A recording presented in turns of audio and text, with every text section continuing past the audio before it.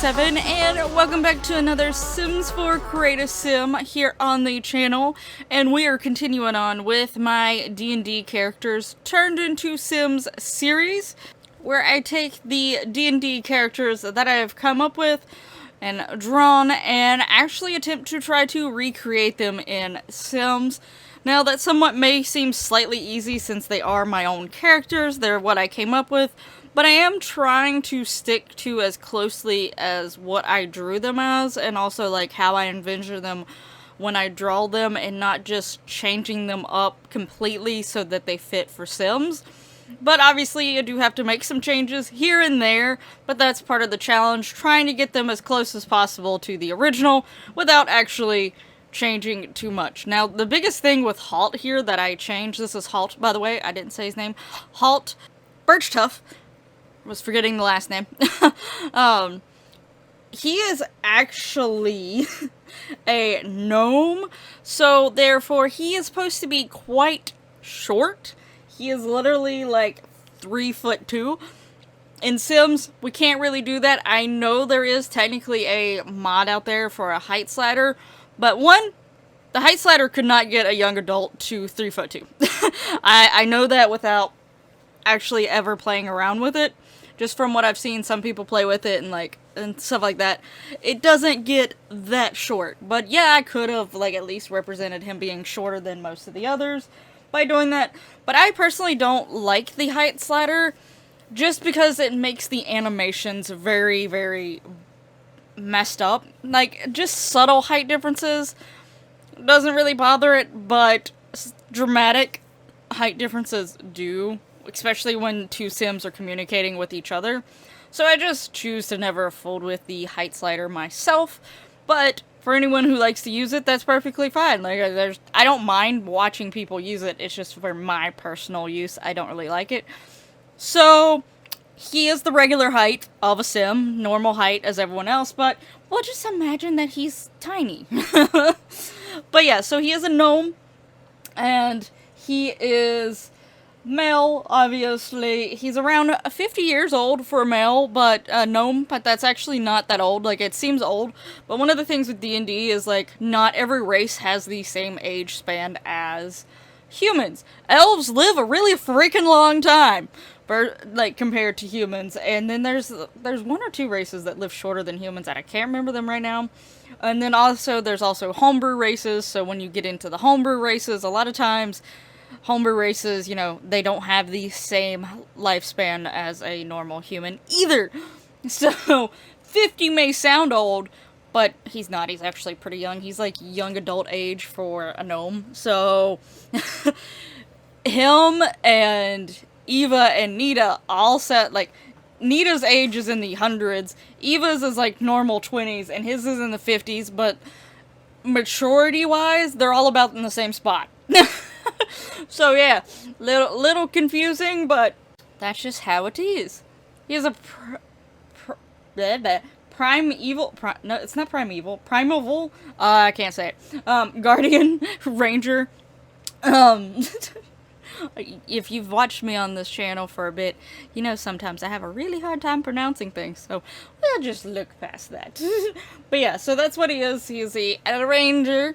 He, basically, with his backstory, he lives in, a little tiny gnome village, and, everyone sort of has, their roles to play, and his father was, one of the gatherers of the group that actually went a little bit further away from the village to gather things.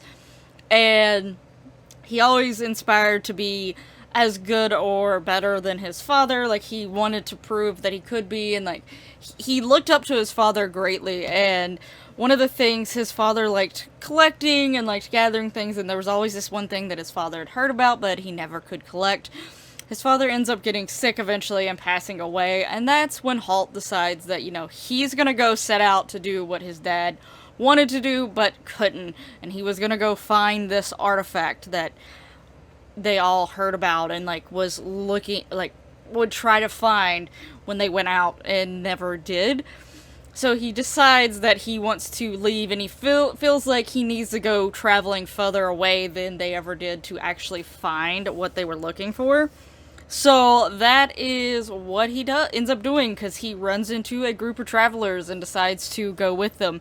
If you watch the previous episodes, you probably know that this is one of the characters that was part of me taking slight inspiration from the Evolutions to create D&D characters. Therefore, they're all in a group together. Therefore, Eva, Fee, Via, Itzel, Myron, and Efi are the travelers that he ends up coming across.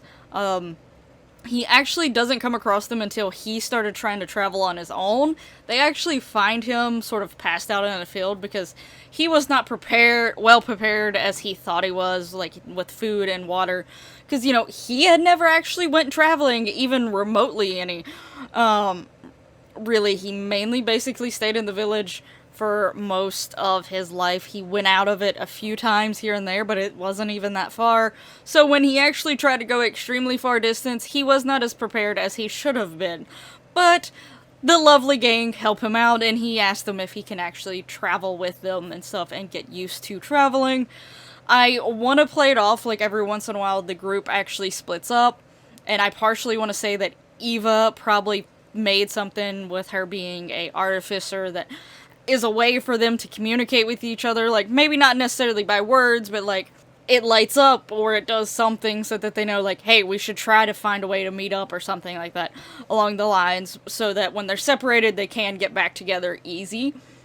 And if I ever did a DMing thing, then I put them in my world, that's sort of what it would be. There would be a chance for you to run into one of them by themselves, a few of them together, or all of them together.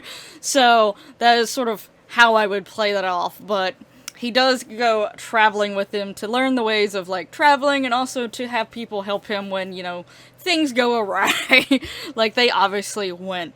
I think Holt in Sims actually turned adorable. If you haven't gathered already, the loose inspiration of the evolution is Leafeon, and honestly, I had a newfound love for the Pokemon Leafeon recently, like within like the last year or so.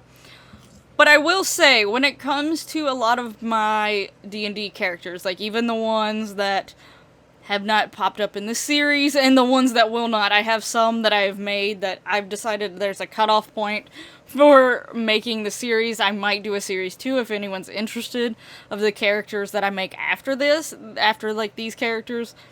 But I will say, like, for some reason, like, I like Holt, don't get me wrong, and I love him, and his sim is honestly super adorable.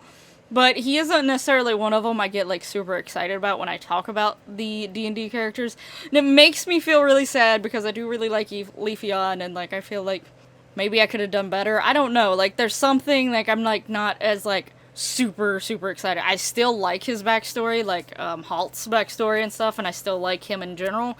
I just don't get quite as excited about, him as I do some of the other characters. And I feel bad for it, but I can't help it.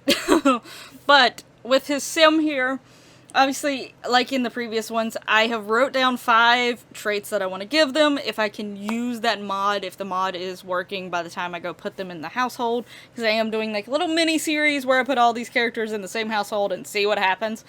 But if I can't use it, I have 3 aspirations. 3 traits that I've chose to do for like the main traits, and then 2 other ones that I'll add if I get a chance.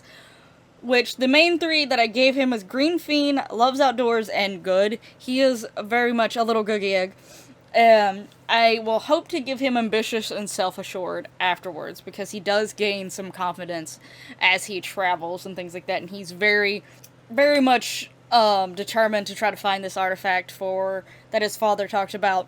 So that is sort of like the traits that I feel like most represent him in Sims. But yeah, I definitely wanted him to have more of like a woodland feel, the Nomi lifestyle. So honestly, I think this is what is supposed to be the hermit's outfit.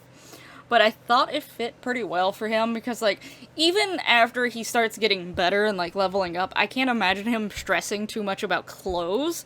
Like, I think he would rather try to fix his current clothes, or just make some from, like, nature in some sort of way. Like, I don't think he would stress about it as much. And, like, there's a few other ones. I don't think Eva would necessarily stress about clothing, but she definitely would want to make sure that she at least looks slightly put together.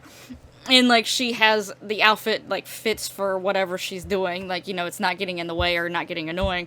But him, I think he's just, like, he really would not be stressed about clothing. So, I felt this fit perfectly. And I really love his sim. Like, his sim is so adorable. And I want to love this character as a D&D character more. It's just especially some of the later on ones, which you'll probably notice when I talk about them, that I'm like, yeah! But anyway, I do hope you still at least like his sim and how he turned out.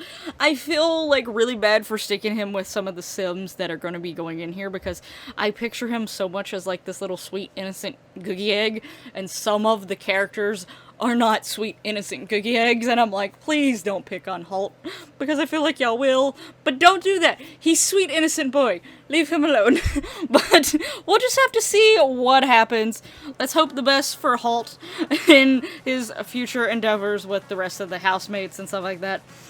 Let me know what you think down in the comments below.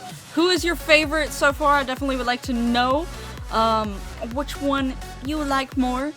But anyway, for now, I will be ending it here. Definitely keep an eye out for future episodes. Like, subscribe, you know, all that lovely YouTube goodiness. But bye-bye for now.